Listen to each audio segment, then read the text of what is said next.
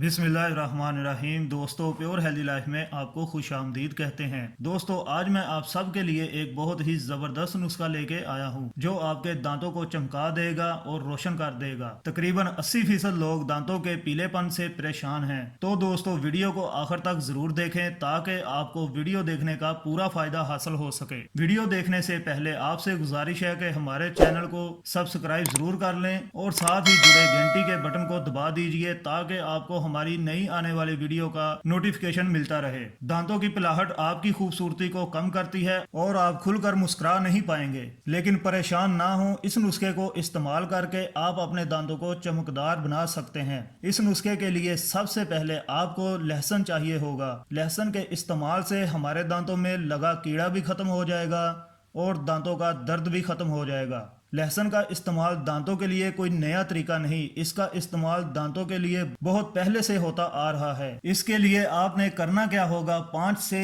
6 piece लहसुन ले लें और इसको अच्छी तरह पीस लें। पीसने के बाद ये आपको इस तरह नज़र आएगा।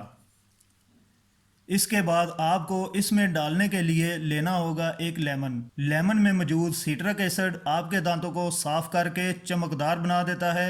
अब आपने लहसुन के पेस्ट में आधे लेमन का रस डाल लेना है।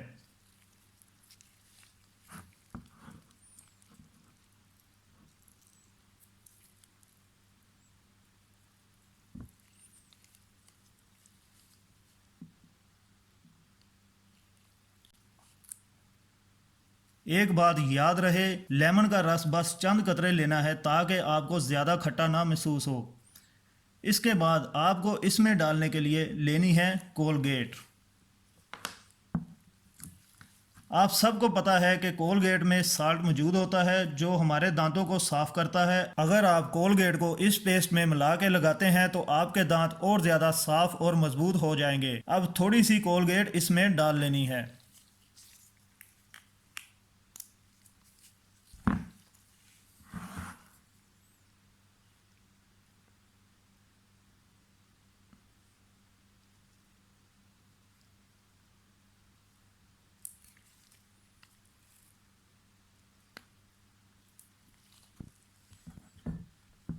अब इन सब चीज़ों को एक ब्रश के साथ अच्छी तरह मिक्स कर लें।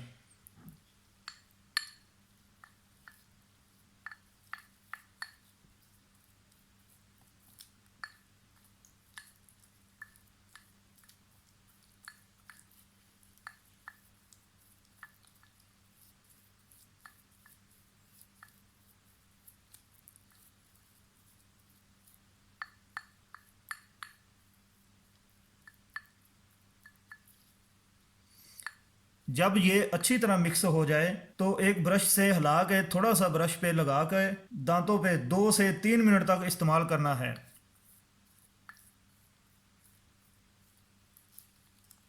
और इसका ज़्यादा इस्तेमाल नहीं करना, बस हफ्ते में 2 बार इसे इस्तेमाल करें। आपके दांत बिल्कुल साफ़ और चमकदार हो जाएंगे।